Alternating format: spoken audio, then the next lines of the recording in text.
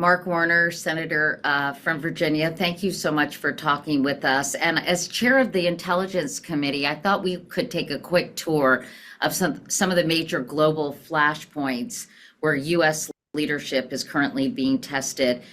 The conflict between India and Pakistan. Vice President Vance initially said it was none of our business to get involved before the administration then scrambled to broker a ceasefire once the threat of nuclear escalation became real. The New York Times wrote, only when the conflict reached the highest level of military alert did international diplomacy, a crucial factor in past pullbacks between India and Pakistan, seem to engage in earnest at what felt like the last minute before catastrophe. In a new global chapter defined by perilous conflicts, distracted leaders, and a retreating sense of international responsibility to keep peace, the safety net has never seemed thinner.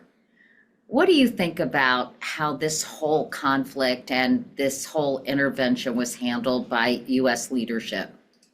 Well, I think you're right, Katie, that we got very close to what appeared to be could have spiraled out of control and had a full-fledged conflict between India and Pakistan, both with nuclear arms. But we shouldn't.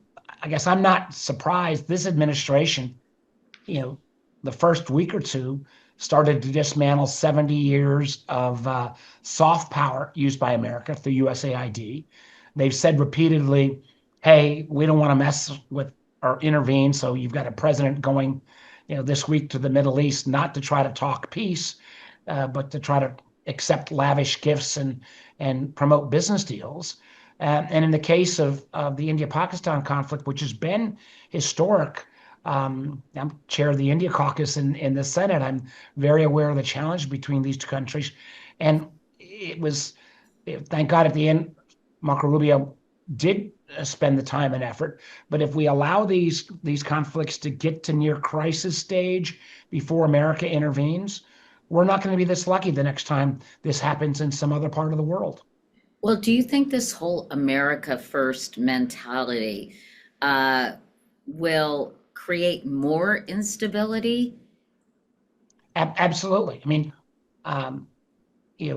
what has been always one of America's strengths has not simply been, the effectiveness of our military, which is the best in the world, but it's also based upon the effectiveness of our intelligence, which we've got a great intelligence team, but we also share a lot with our friends and allies. And we got friends and allies now saying, well, I'm not sure I'm going to share intelligence because clearly after the Signalgate efforts, senior American officials are not going to keep classified information classified, number one. Number two, the fact that Trump has managed to, with the tariff policies and his America First, basically pissed off almost all of our allies around the world. I mean, think for a moment that we've got an administration that says, Russia are the good guys, Canada's the bad guys. I mean, that's freaking mind-blowing. And yet that is the underlying premise of this administration. So I think this America First is going to come back and bite us. I think it frankly makes us America less safe because we don't have the support of our friends and allies. And while we may have dodged a bullet, God willing, in terms of this Kashmir conflict between India and Pakistan, I don't think we can go into any of the other areas as we may go around the globe with global conflicts where we frankly have gotten any closer to resolution. Well, So I wanted to ask you about our enemies. Do you think this is going to cause them to escalate rather than de-escalate? What impact will this new foreign policy have on people who are not friends of the United States? Okay, I'm afraid that they're going to push the new boundaries, and because if America's not going to come to the aid of our allies, that may mean our allies are not going to come to follow up behind us. So when we put a diplomatic effort in the past, we oftentimes would have all of NATO, most industrialized nations in Asia as well, all backing our policy. Now, with those relationships more frayed, this is an invitation to China and Russia, I believe, to push the edge, whether it is, Russia's continuing efforts to take more territory in Ukraine, whether it's China's efforts in the South China Sea, or China now rushing in to a huge number of countries in Africa, where after the dismantling of our USAID, we're kind of naked in those countries now. So if China can come in for pennies on the dollar and invest and make those African governments more loyal to them in the event of conflict, that does not bode well for this foreign policy. America first should not be America alone, but I'm afraid America first is turning into America alone. And does it frustrate you and almost befuddle you, Senator, that the Trump administration doesn't seem to have any conception or appreciation of soft power and how important that is in the grand scheme of things? Yeah, it not only frustrates me, my head explodes. I mean, it's just, I mean, there is not a military leader that I've ever met in Biden administration, even Trump first administration, Obama, that doesn't say, helping feed a country or helping country get access to healthcare is a heck of a lot cheaper than putting troops on the ground. And the fact that, Donald Trump views everything through the short-term lens of a real estate deal is totally counter to what has been American foreign policy under Democrats and Republicans for 70 years, which is we actually have friends and allies. The others, our adversaries, have customers, but we're increasingly pushing those friends and allies away. And Katie, I see intelligence now where countries are starting to think, especially in business, that China may be a more reliable trading partner than America. That's totally counter to everything we've tried to work for the last 20 years.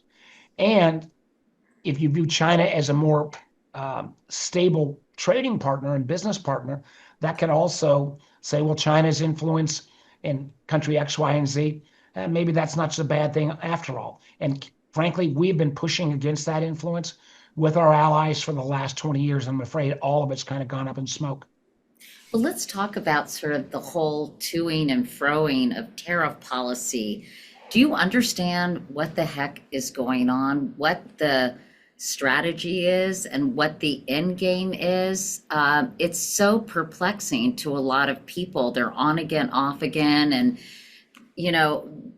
what is the point of all this? Well, that's a great question. Other than the willingness for Donald Trump to claim supposed victories. And, we saw the other day with the announcement of the deal with the UK, not much there. It's pretty thin. There are press reports now of lowering the tariffs on China to 30% and For 90 days, for China right? for 90 days, and and American goods in at 10%. But nobody knows. I mean, the idea that any business is going to make a long-term investment into America during these chaotic times is foolish to assume that. Now, Trump continues to say that's the case, but as somebody who was a business guy for a long time, proud of the businesses I built, public company businesses, these announcements, which usually when a company says they're going to invest X, it's mostly stuff they've already announced or at some future day may be actually invested. The thinness of a lot of these announcements is pretty amazing. And in the business community, they're kind of laughed at. And again, what we all know is because we don't know what his theory of the case on tariffs is, nobody's going to be sure when this is going to end. I mean, selective tariffs, let me take, again, the case of China on certain areas where they cheat on intellectual property or they subsidize their own goods. Sign me up. But those tariffs with a specific policy goal in mind would also work a heck of a lot better if we could do it in concert with our European and other Asian allies. The fact that we've kind of declared tariff war on everyone, I like to point out the fact of, poor Australia, we have a trade surplus with Australia. We have a free trade agreement, so there are no tariffs. And Australia is jointly building submarines with us, and some of those subs are going to be built in Virginia. So I got a lot of interest in this. but they're still getting whacked with a 10% tariff, even though we've got a trade surplus. It doesn't make sense. And what are you hearing from some of your constituents, not just the people who are building submarines in Virginia, but business owners and people whose heads are spinning because they can't keep up with the administration's position on these issues? How problematic is this for many of those businesses? Well, I've got a number of, as you know, Kitty, with your Virginia heritage as well. We don't make as much bourbon as Kentucky, but we make a lot of bourbon in Virginia. The idea that I had one of the small business bourbon makers in town a couple of weeks ago to talk about the fact that with this trade war at that point that was mostly focused on Canada, he is going to lose a huge piece of his business because it's going to be a long time coming before Canadians start drinking American booze. And this is purely due, as I think Canada's got a right to be pissed at us for this kind of mean-spirited attack from Trump and disrespect towards their whole country. But that's having an immediate and long-term effect on this business in Virginia. For your home builder, the idea that we need more housing supply. I've got a bunch of legislation in that area. But nobody's going to take a risk on building a new house with this level of uncertainty about what the tariffs are going to be on, again, say lumber coming from Canada or some of the appliances and some of the wiring that's coming from Asia. So the effect so far has been more uncertainty. The effect so far has been we've not even felt the full effect of these tariffs yet, because almost we've had a little bit of a bump because a whole bunch of people went out and stocked up on stuff before the tariffs clicked in. Now they're clicking in. So I think by June and July at the latest, we're going to see dramatic price increases almost across the board. Or many companies going under. I've talked to a lot of women-owned businesses, retail businesses who get so many things made in China, and they said to gear up manufacturing in this country and to teach Americans the skills that and to get them at affordable prices, right? With a whole different system in terms of labor, it's impossible. And many of those businesses are just going to have to shut down. Yeah, right. You're right. And that doesn't mean that if you could plan for a 9-month transition, a year transition, that some of these businesses might be able to find, non-Chinese sources or American sources. But you can't do it overnight. And the remarkable thing is post-COVID, the fastest growing group of businesses in America are women-owned businesses. And I could see a lot of those, relatively newer businesses, candidly, these tariffs drive them out of business, as you've already discussed. I'd love to turn back to foreign policy because this week, as you know, Senator, Ukraine and Russia are expected to meet in Turkey for direct talks, despite President Zelensky's insistence that a ceasefire has to precede any negotiation and Putin's refusal to agree to one. So without a ceasefire in place, is this diplomacy or a delay tactic? I'm afraid with Putin, it's a delay tactic. Putin knows that the longer he can stretch this war out, just the mass of the fact that Russia's got a 4-to-1 population advantage, 3-to-1 population advantage over Ukraine, that is winning out on the battlefield. So every week that goes on, it may only be a few hundred meters, but Russia's advancing its interests. And also the fact that it feels like Trump basically got played by Putin.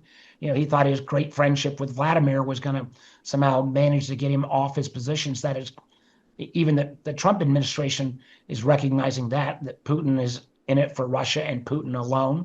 And I think we've got a circumstance now where, unfortunately, Ukraine is weaker. We're still not sure whether American supplies are going to be continued or not, even in light of the mineral deal. And so I think, unfortunately, Ukraine goes into whatever negotiation in a much weaker position.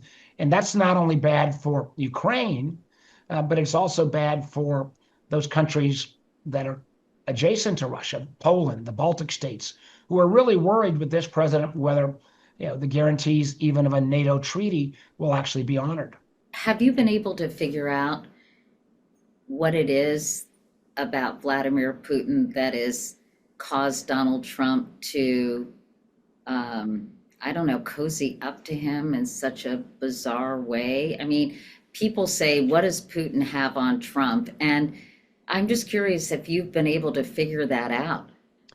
Katie, I have not, and I go back, you know, a long way on this topic. I mean, the Intelligence Committee did the only bipartisan investigation into Russian intervention in a massive way in our elections uh, back in 2016. And there were a series of roads that led from Trump affiliated people to Russia. And we didn't pursue all of those avenues because our job was just to look at the election interference. I thought the Bob Mueller report that was supposed to be the special counsel's investigation would look, and frankly, it didn't either. So the idea that Donald Trump basically will say a bad word about anyone around the world, or for that matter, in the Republican Party as well, but has never said anything bad about Vladimir Putin, did not include Russia on his tariff tactics. I think Americans have got a right to ask, what does this guy have over Donald Trump? Because Donald Trump is so obsequious to him. It's frankly, as somebody who's grown up with the idea that ultimately our major adversary was the Soviet Union / Russia, the idea we've got an American president now kissing up to Vladimir Putin is pretty damn disturbing. Let me ask you about the president's trip to Saudi Arabia, Qatar, or Qatar, however you say it, in the UAE. It's his first overseas trip of his second term. You mentioned it, with a stated focus on securing business deals and foreign investment. But what message do you think this sends to our allies and adversaries about the priorities of U.S. foreign policy under this administration when it's really about business deals and foreign investment? Katie, you're right. And listen, if this was a trip where he had put enough pressure on Israel to get a ceasefire so the hostages could get released, that would also allow Saudi Arabia to go ahead and recognize Israel. That would do more to help peace forward, or the potential for peace in the region, of almost any action. Instead, as you mentioned, the president's going to the region looking for business deals. And some of these, if true, I hope will finally make the gag meter of Trump supporters say this is too much, when it's been at least reported that Qatar is going to go ahead and give a fully decked out plane to Donald Trump that could be then used as Air Force One, which, by the way, if that's the case, there needs to be a fine-tooth comb going over that to make sure there's not listing devices. But two, and this is the really gross part, that somehow at the end of Trump's term, this $400 million plus dollar airplane is going to be turned over to the Trump Foundation. I mean, and we're not going to say, hold on here. Is this not an effort of a wealthy country trying to buy influence with Donald Trump? I mean, what is more self-evidently obvious than, let me give you the fanciest, most tricked out plane in the world, and you, Donald Trump, get to ride around this as president, but then you also get to take it home to Mar-a-Lago after you're president. That's just stunning to me. This is the latest example because the Trump family has reportedly become $3 billion richer through a variety of business deals since he was elected. Scott Galloway says this is arguably the biggest grift in modern history. I mean, I would say there ought to be a law, but isn't there a law? And if there is, why the hell isn't it being enforced, Senator? Well, the fact is, and I'm in the middle of this right now with legislation around stablecoins. This is part of the crypto industry. It is an area where there's dollar for dollar backing. We need regulations because, frankly, this is not going away. These stablecoins, every other industrial nation in the world has it.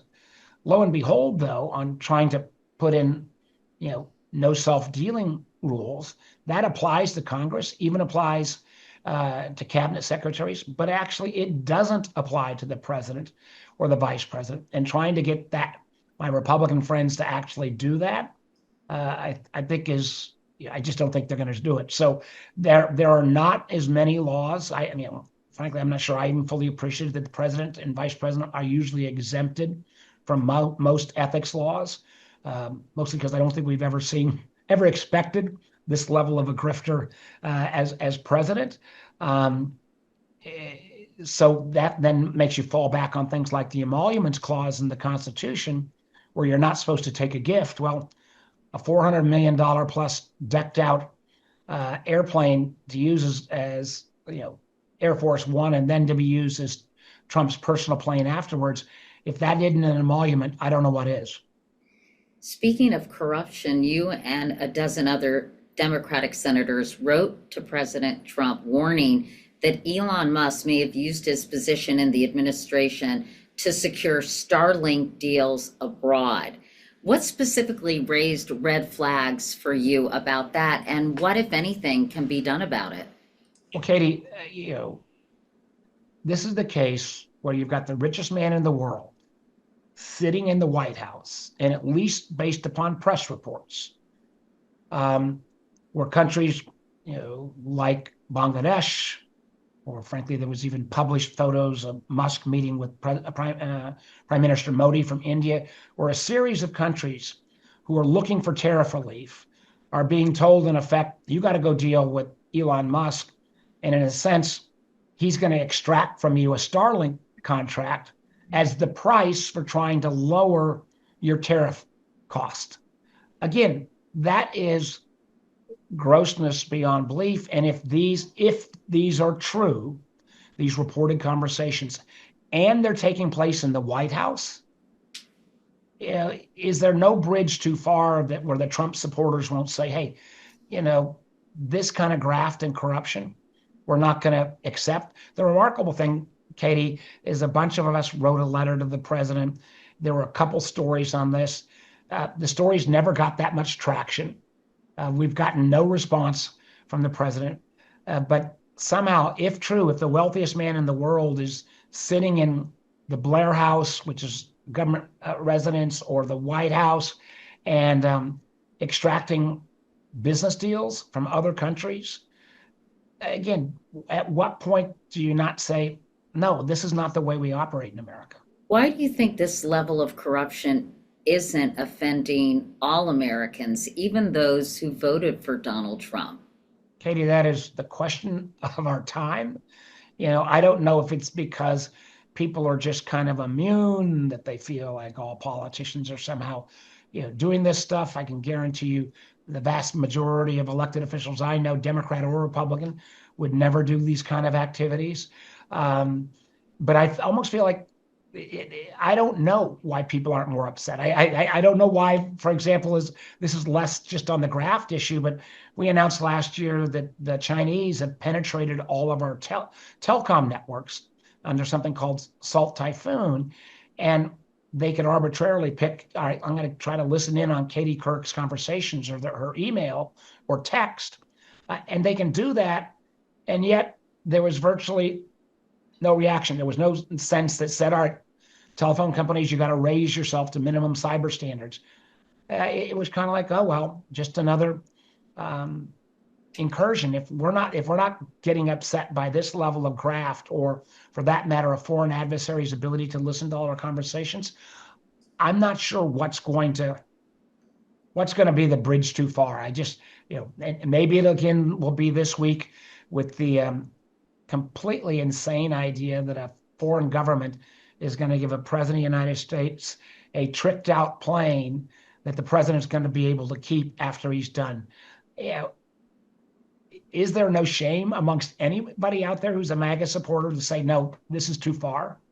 I think it's because we're living in almost different universes, and in terms of how information gets reported and disseminated, I'm just not sure if people fully understand, or if it's framed in such a way by right-wing media that either it's undercovered or not covered at all, or framed in a completely different way that most normal people would see fit, that they appreciate kind of that some of these folks appreciate and understand what's going on. Well, let's put it like this. We've come a long way from when you anchored the evening news. I mean, the fact that I think the numbers are somewhere between 35 and 40% of the total number of Americans that actually sit and watch a newscast or read a newspaper in terms of news. So we all have to learn how to communicate differently. And you're doing this with these kind of podcasts. I'm doing it with a lot more social media every day. Good. But there is that missing link where there would be, trusted news outlets that most Americans would believe didn't come with a political bias, but were going to actually relay the facts. Now we have these, alternative universes. There's one on the progressive side that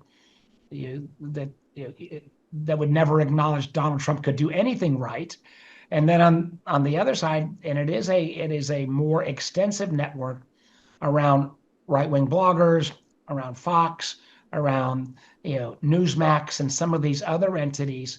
That is really a fairly tight reinforcing network. Well, I'd say they're propaganda arms of the executive branch of the government. Well, that is a hell of a lot closer to the truth than some of the way these things have been characterized. But think about that expansive reach reinforced by a whole set of supportive influencers and bloggers that, and you've got a recipe for an autocratic government coming in, and at least one slice of the population not even know it's happening. I want to hit one last hotspot, and that is the Middle East. As you heard, I know, Senator, the last living American hostage held by Hamas is expected to be released just as President Trump heads to the region, but he is skipping a stop in Israel. Does that surprise you, and what do you think that signals, if anything? Well, one, I hope and pray that the hostage gets released. I hope that all of the hostages get released, but I also hope as well that the conflict in Gaza ends. The amount of violence against the Palestinians, and I'm not sure that Israel is ever going to be able to eradicate every last Hamas supporter, and I feel like from even just conversations with Israeli intelligence, they don't expect that to happen. I don't know how to fully read the fact that he's not seeing stopping in Israel, which normally American president would do. If this is an effort to push back on the Netanyahu government, to say, hey, we want you to get to a cessation of violence in Gaza, that would be a good sign. But I don't know why he's skipping Israel. Except for the fact that there is people read the tea leaves that he may be, pissed off at Bibi, but those are all kind of the tea leaves readers. Let me ask you about some of the changes in the intelligence community since Donald Trump was reelected. They plan to cut 1,200 positions at the CIA and thousands more at other intelligence agencies. You've described these proposed cuts as, quote, short-sighted and dangerous. Can you elaborate for us the specific national security risks you feel these reductions pose? Well, what we are doing is not only taking out some of the good talent, but we're also sending a market signal that, hey, don't go work for the intelligence community, even though they've got a great mission, because chances are you could get fired with a drop of the hat. I mean, the fact is that most of the people who are being singled out to be fired or let go are what's called probationary employees, which really simply means somebody in their first 2 years of working. If you fire that generation of people and scare off the next generation from even thinking about working in the intel community, then our country's weaker. And just think for a minute, we're also pissing away a lot of money because we've done our research said it costs about $340,000 to get a security clearance for potential CIA officer and then put them through a very extensive training process. If you're suddenly firing people just because they're new without regard to whether they are doing a good job or not, you're wasting more money than any kind of savings. It turns the idea of efficiency on its head. And you're also telling to younger Americans, hey, we don't really value you in doing this work. And unfortunately, I hear that a lot from our spies around the country or in the agencies, because they hear the director of national intelligence, who has no business being in that job, Tulsi Gabbard, repeatedly accused the whole intelligence workforce as being somehow deep state. We hear the morale, particularly as well, from like the folks in the defense intelligence community when they see the kind of clownish activities of Pete Hegsth and his inability to kind of keep secret information secret. And this is going to affect, the quality of our intelligence. It is, I already mentioned, is going to make our allies think twice about sharing their intelligence with us. And this is just this could be devastating. I mean, we have been building up the capacity of these entities since 9/11 to, one, better coordinate, and two, we've got to not only spy, for example, on foreign governments, on foreign military, but I think the issue of our time is technology competition with China. And if we don't have good intelligence about what China is doing in quantum computing or biotech and AI, or what they're doing in terms of being able to develop their own GPU chips for AI type tools, then that's a piece of intelligence that we didn't used to have. We've got to build out that portfolio. That's going to be younger people who have the technology knowledge. And boy, oh boy, we're sending an awful message right now that we would value their input. And not just, Senator, in the intelligence community, but across the spectrum of government jobs, whether we're talking about scientists who want to work for NIH, or you have people who want to work for the FDA or the USDA. The hollowing out of these government agencies is going to, not to make fun of it, but be a huge buzzkill for young people who are going to think, why the hell do I want to do that? You're 100%. And Katie, we're even seeing countries like Germany and the UK, Germany in particular, trying to hire away some of our best scientists in the intelligence community. For that matter, universities are trying to hire away our researchers because suddenly we don't look like we're a dependable, both partner with our allies, or that we're going to keep our word when we do things like fund medical research. And the stupidity of some of this is, as you know, and I know, medical research has been a big part of your foundation efforts and others. If you stop a study 7 years in on a 10-year study, all of the money spent up to that point is basically thrown down the drain, because you got to have a consistent, if it's a 10-year study, you got to have a 10-year study. And some of this is so stupid and is being done so naively by these Doge boys. As it's one thing if you want to fire a coder at Twitter, and then you can go hire the same level a coder from Amazon or Meta or one of the other companies. But if you say you're a food inspector or an FAA flight safety person, or you're doing that kind of cutting edge medical research, you can't just, those are not replaceable positions and especially overnight. And so we're starting to see them slow down on some of this activity.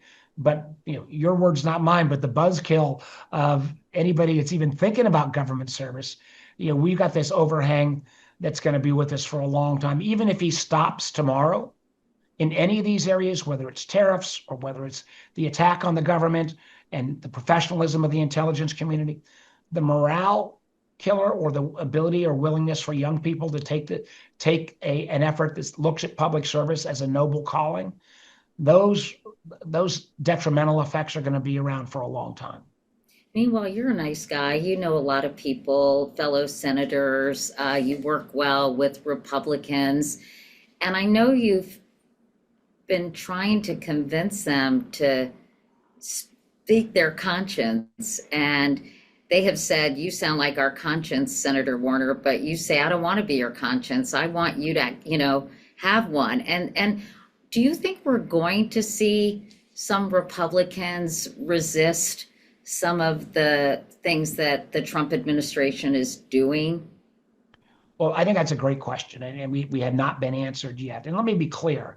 I think we need to resist in every way. Like, part of that comes through litigation, and the vast majority of the courts have said what Trump is doing is wrong. The other area is protests, and I've been to plenty of protests and plenty of trying to gather more people to raise their voices. But I also believe, especially for somebody in my position as a senator, where I don't need to convince 25 Republicans, I just need to convince 4 or 5 or 6 to say, hey, on this issue around national security, there's nothing partisan about this. Stand up for your country. I know some activists are saying don't work with them at all. I don't think that's the way our system works. I'm going to keep trying to convince people to find their voice. Don't just tell me, attaboy, Mark. Find your voice and be a senator. Make the statement where if you disagree with the Trump administration, call it out.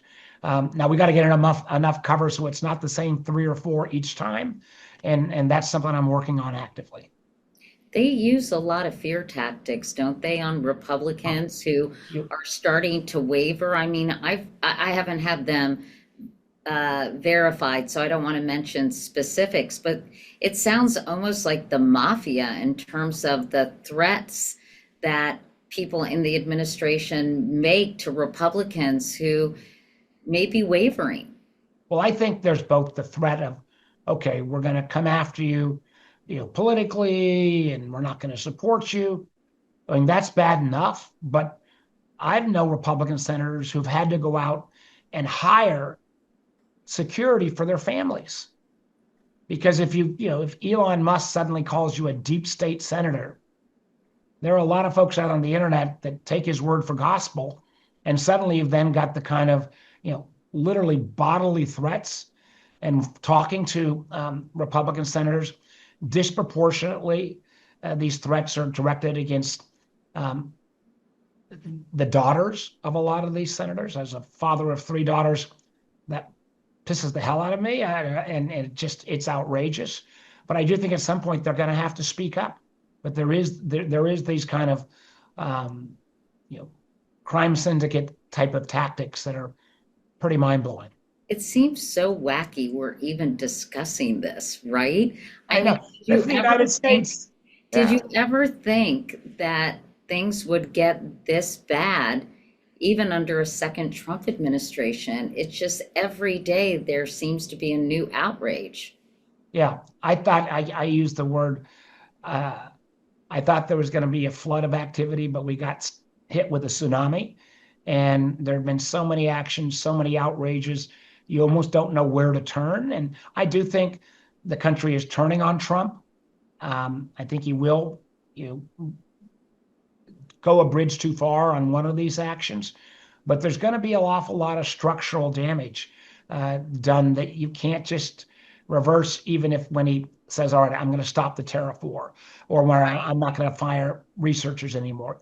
Some of these morale effects and confidence effects with our allies, that is undermined for a long time. I mean, I know the Canadian new prime minister, who I think is quite a smart guy, but he said, Mark, we're not going to view you Americans the same way anytime soon again. Not only that, but just in practical terms, the dismantling. You can't just, all the king's horses and all the king's men will not be able to put USAID together again, right? It's sort of when these things are just completely destroyed, it's not as if you can create them out of whole cloth suddenly.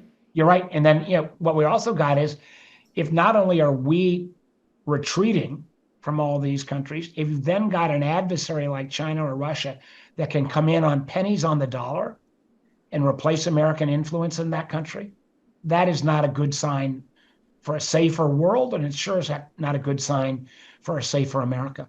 I want to end by asking you a couple of questions, if I could, about some of the reshuffling of those closest to President Trump. Marco Rubio will now be both Secretary of State and he will be National Security Advisor now that Mike Waltz has been removed. What do you think of that? Does that sound kooky to you? It sounds a little too much. We also forgot the fact that Marco Rubio is also the acting director of the remnants of USAID. And strangely enough, Marco Rubio is also the historian, not this, he's the archivist, national archivist. Right. One guy can't do all four of those jobs. So, again, I'm going to give Secretary Rubio credit if he did intervene with India and Pakistan and help broker. But you can't do that and be national security advisor and somehow oversee USAID. It's just not practical. And I hope that Secretary Rubio will make that clear to the president. Have you talked to Marco Rubio? I mean, a lot of people say during that Zelensky, Putin, Zelensky, JD Vance, Donald Trump Oval Office thing that it looked like he was having an out-of-body experience. Do you know him, and have you talked to him? And he I seems worked like, Marco when I was chair of the Intelligence Committee. Marco was vice chair. We didn't always agree by any means, but we really worked well together. We always thought the integrity of the Intelligence Committee was tantamount and terribly important. I've had a few conversations with him since he's gotten the job, but I'm going to keep those private. okay, understood. And do you think that Mike Waltz will be confirmed to be U.S. ambassador to the UN, given the signal controversy? I don't know how he can explain that, and particularly when there was at least reporting that he'd been on 20 other signal chats. We still don't know what was on those other signal chats. We frankly don't even know whether the people who were on that, the Mike Waltz signal chat about the bombing instructions against the Houthis, we don't know for a fact whether all their phones got checked to make sure that malware, that the bad guys are not listening into their specific conversations. So I'm gonna stick with the term I heard, or I said when I first got heard that he was being nominated. His confirmation hearing is going to be brutal. Brutal and ultimately successful? I don't know. I'm not on the committee, and we'll see how it goes. I try to give people the notion that I'm going to listen before I make a judgment, but I think Waltz's judgment of even having that kind of classified information on Signal itself was a huge error in judgment. You've been very critical of Secretary of Defense Pete Hegseth, basically saying, the guy that should be gone is him. Adam Kinzinger, former congressman, told me he thought that Hegseth would be out by July.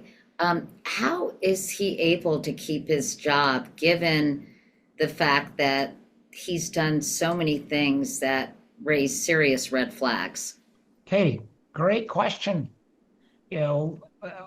The red flags about classified information, the red flags about the fact that he's got his brother and his lawyer on DOD payroll, the fact that he's got his wife in a bunch of these meetings that seem very inappropriate, the fact that hasn't gotten a lot of attention, but the USS Truman, the aircraft carrier from which the planes were launched to do the Houthi strike, over the last 10 days, 2 weeks, 3 airplanes have fallen into the sea.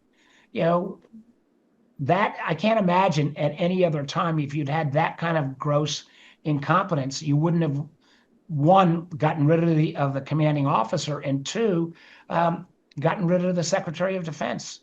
Yet they still go merrily along as if no harm, no foul here. Well, there's been plenty of harms and plenty of fouls done by this guy.